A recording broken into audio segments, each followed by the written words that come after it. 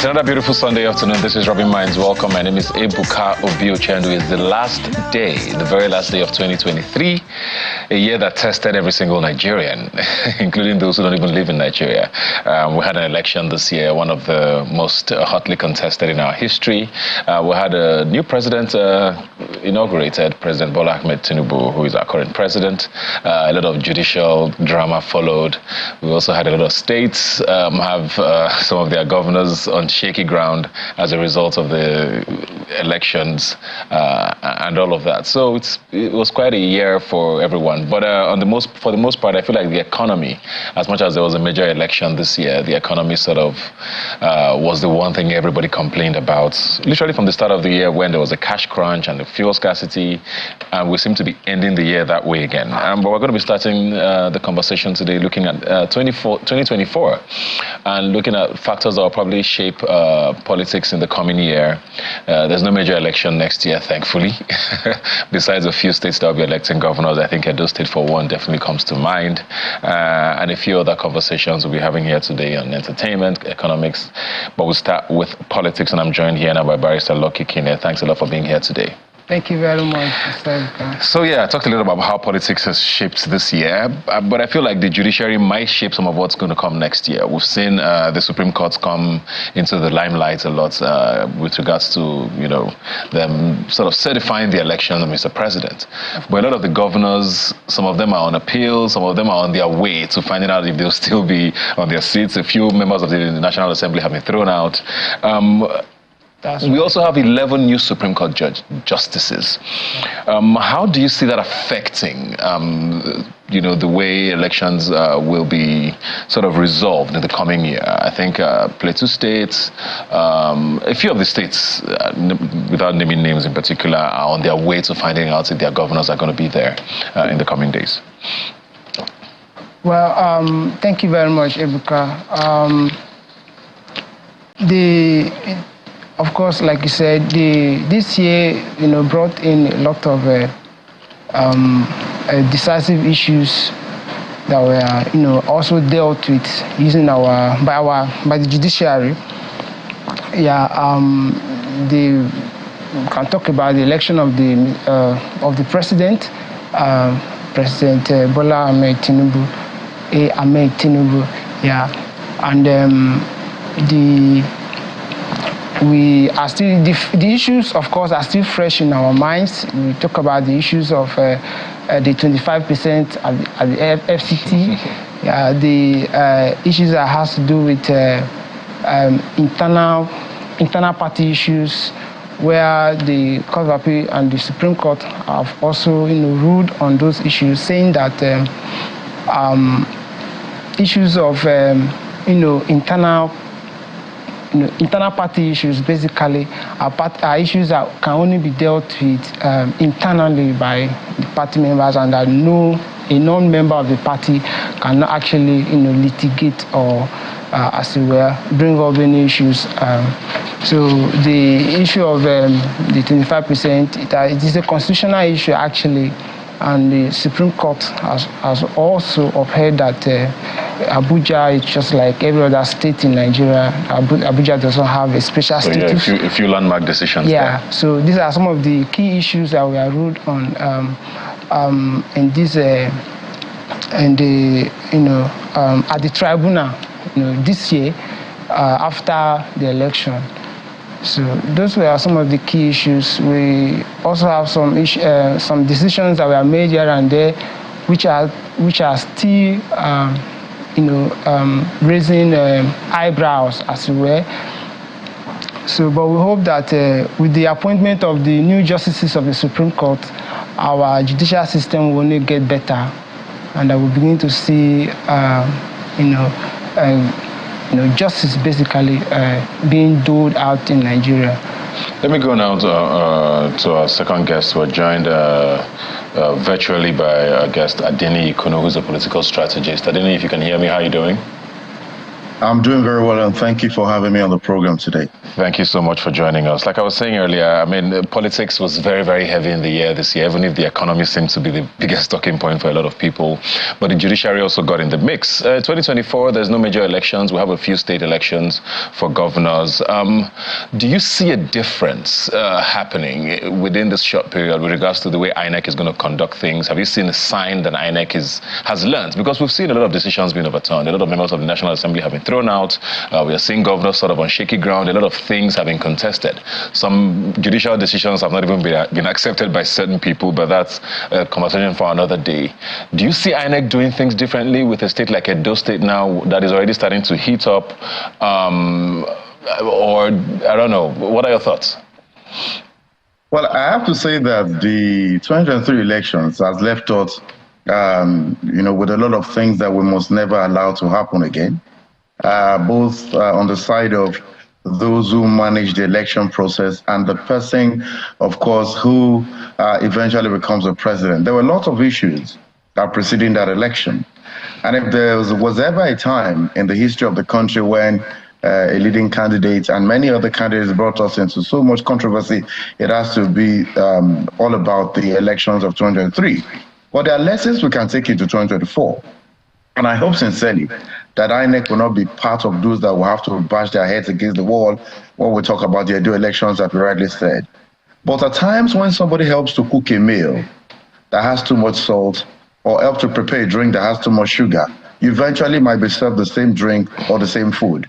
Shaibu was at the center of every battle they had with the former national chairman of the APC in the person of Comrade Adams Oshomole. And it seems as if the battle he helped to fight and the battle he helped to win is the same battle he has to fight. But who is going to help him fight his battle against Governor Godwin Obaseki of Edo State remains to be seen.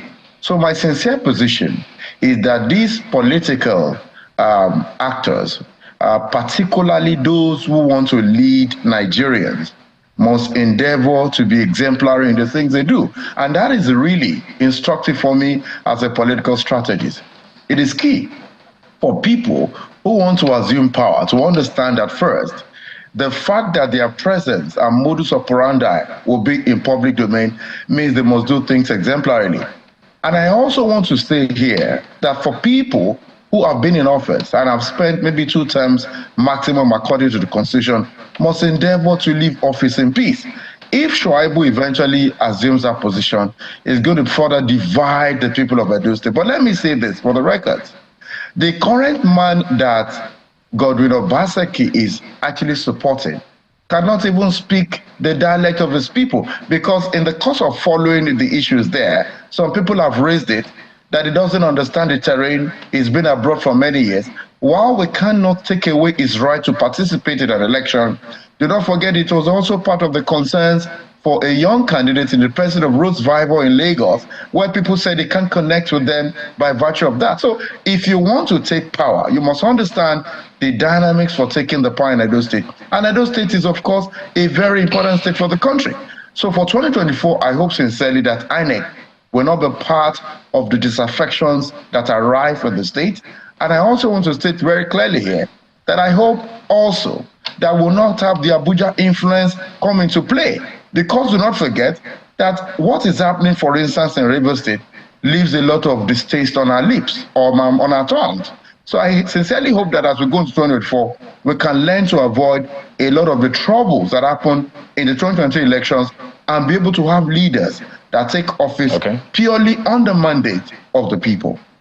Yeah, you mentioned, you talked extensively there about Edo State, and a lot of people are wondering if it's going to end up being a battle of the legal titans. We have a few legal warriors who are going to be, throwing their hats in the ring. But I want to talk about other things that might shape politics in 2024.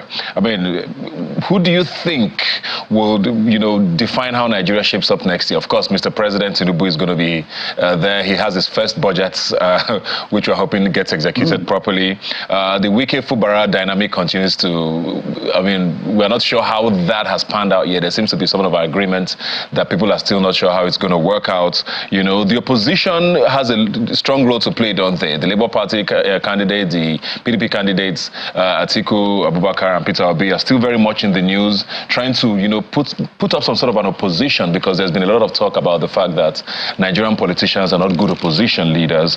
And then, of course, there's also the Kwankwaso dynamic, which we won't forget, because the Kano State governor, I believe, is also one of those sort of, waiting for a judgment to confirm whether he's still governor. There's a bit of an alliance that seems to be brewing, by some people's definition, between Kwankwaso and Mr. President. He's been to Aso Rock a few times. What do you think politics is going to look like, and who are the personalities that might define it for us next year? Let's say this, that we hope that every election issues will be rounded off, essentially, and nobody has to still talk about anything.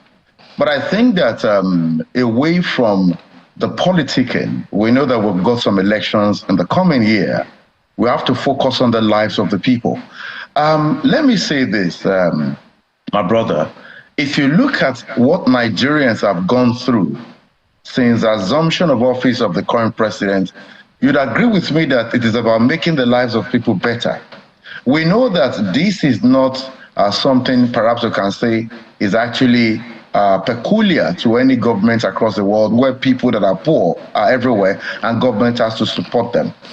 But the reality now is that the poverty that Nigerians are suffering is right in their faces, and that is where I have my concern. There was a recent thing that happened where lots of people went to Bodilon expecting that the president will be there, and usually will more or less give them some pittance. But they waited there for hours and nothing happened, because many of them are not even aware that the president has changed location. Now, it is not about that. What I'm trying to say is, even for the president himself, before he assumed office, the things he used to do that actually, resulted in a lot of support for him is no more happening. Because right now, the disaffection as far as people's lives are concerned is actually everywhere. Let's look at the economy. We're talking about 3 days ago, the dollar to the naira exchange came to about 1,024. We're talking about other things that are not happening. We're talking about electricity that's been back and forth. For the greater part of 2023, we had the grid completely break down at some point where the entire nation was left in darkness.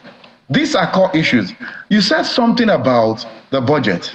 Don't forget that while we're waiting for this president to initiate a full budget for 2024, he had also initiated the supplementary budget that was approved.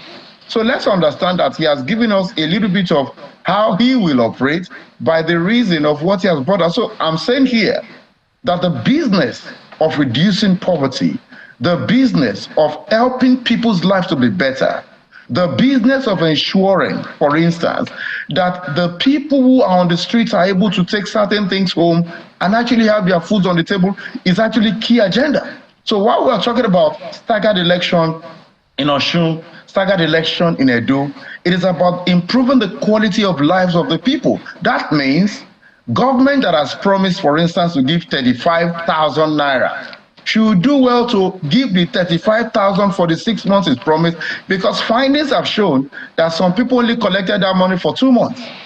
Then we have to also talk about security of this country. Excuse me, I want to bring this to the fore.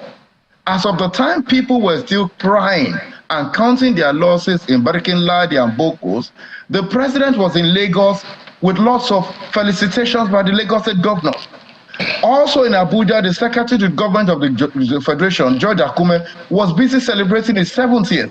I think that going into 2024, political leadership must take with it empathy.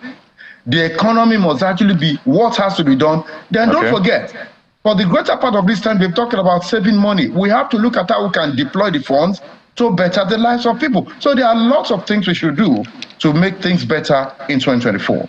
All right, I'll come back to you. Let me have a quick one now with Barry Sakina here. He touched on security there, and I think it's something that's fundamental to a lot of people. We have a president who came in and on day one made a lot of promises, removed subsidy, promised a lot of things. insecurity is still a big problem. We saw what happened in Plateau State just a couple of days ago. Just turned the entire holiday season, not just for people in the state, but for all Nigerians, completely dark. These are things that we thought, or maybe because it's underreported sometimes, we tend to think it doesn't happen on that scale anymore. We're going into a new year. A lot of people still can't travel back home for the holidays because they don't feel like hometowns are safe, or even driving home is safe enough. Yeah. Do you see things looking up in the new year? We had new service chiefs that have been sworn in with Mr. President. Have you seen signs, that say that next year might be the beginning of something new? Just like you mentioned, the case of Plateau is still very much in our hearts, and our heart actually goes to the victims of those attacks right there in Plateau State. Actually, I even read in the news where it was reported the new service chief was there celebrating the Christmas with the soldiers over there who are actually fighting to put some of these things under control. However, it is hard to say, and I can say this with all sense of responsibility, that it is hard to say whether there is any hope in sight. Looking at what has just happened right now in Plateau, even as yesterday or this morning, it was reported that there was another attack in another community over there. So it looks like a very, there's a plan to actually, alienate a line of a whole community of people or local government somewhere over there in Plateau State. And this leaves little for us to hope for in the coming year. But I hope that with the promises made by the new president and the efforts put to tackle some of these things by the army and other security agencies, that some of these things will actually be put under control. I honestly pray too that they are able to actually come to this, arrest some of these situations, and basically bring these boys to face their own share of justice. All right, back to you now, Adeni Ikunu, just very quickly now. You touched on there, about security, which is what we mentioned, but I want to go quickly, even though we're going to be talking extensively on the economy in a different segment. Just looking at the team Mr. President has assembled now, we look at what's happening with the Naira, the CBN governor. We're still not sure what the direction is and what the plan is to sort of arrest what has started to look like a free fall for a lot of people with regards to the economy. A lot of people, marketed President Tinubu to Nigerians as this master strategist. He understands how to run the country. If he can run Lagos and, turn Lagos into what it became, then he can imagine what he can do for Nigeria. Politics, or his politics, do you see that sort of reflecting what the economy should be? He made a very lofty promise that in 8 years, Nigeria will be $1 trillion GDP economy. Many people don't know how that's going to be achieved, but are you seeing signs that that's going to start happening next year? Well, I know that there's always a period where lots of Nigerians make sacrifices, but I've not seen much of the same sacrifice from the government because we really have been making the sacrifices. You've been making sacrifices for many years so that Nigerians can have their knowledge quotient increase, have been making sacrifices, but it doesn't appear as if the government is making sacrifices, especially as I refer to the 7th celebration of George Akume, the Secretary of the Government of the Federation. At the point where Nigerians are really in poverty, you'd expect that leadership to be exemplary. Now, let me say this. The president did not actually start on a good footing, no matter the kind of marketing they gave to him before he assumed office. As a matter of fact, when they marketed President Muhammadu Buhari, to Nigerians prior to the 2015 election, and he came into office, he was able to do a little bit of peripheral gra-gra, and we actually had many of the areas under Boko Haram in the northeast recovered until he lost them again. But this president assumed office and he plunged us headlong into incremental poverty. And I think that it is a huge concern for all of us who felt, yes, he had done something in Lagos. And let me also tell you this. Lagos is not Nigeria. Lagos's homogeneity in terms of those that occupy the political stage is actually different from the heterogeneity of the entire Nigerian populace and the kind of mixed emotions that come with such leadership. So I need to say this first, that the nature of fiscal finance is not the way you actually manage the finance of Lagos, because at best you could call the shot. When we talk about this country and this president, people should understand that he himself never understood the depth of the complexity of managing the economy of the most populous black nation in Nigeria. And that's why between the time he assumed office and now, the foreign exchange policy has actually been shaky. And one of the things that can help, let us speak truth to power here.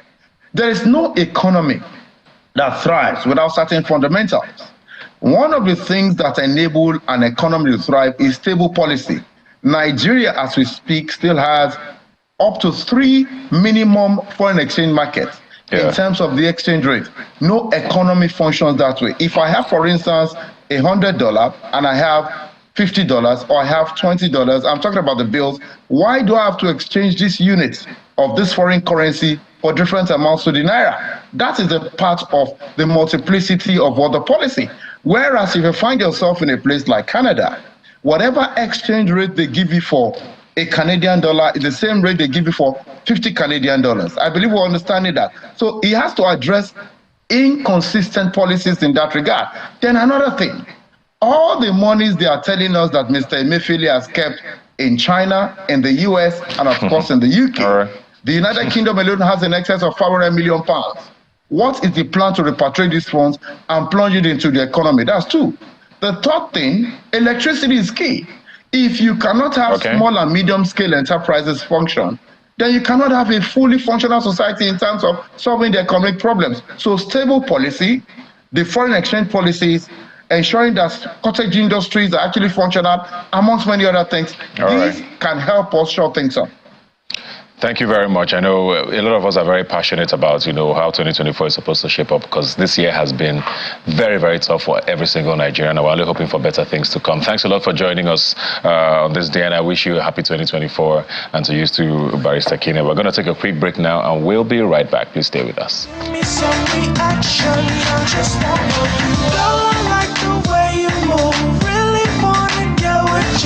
Don't just stand there teasing me. Now it's time to show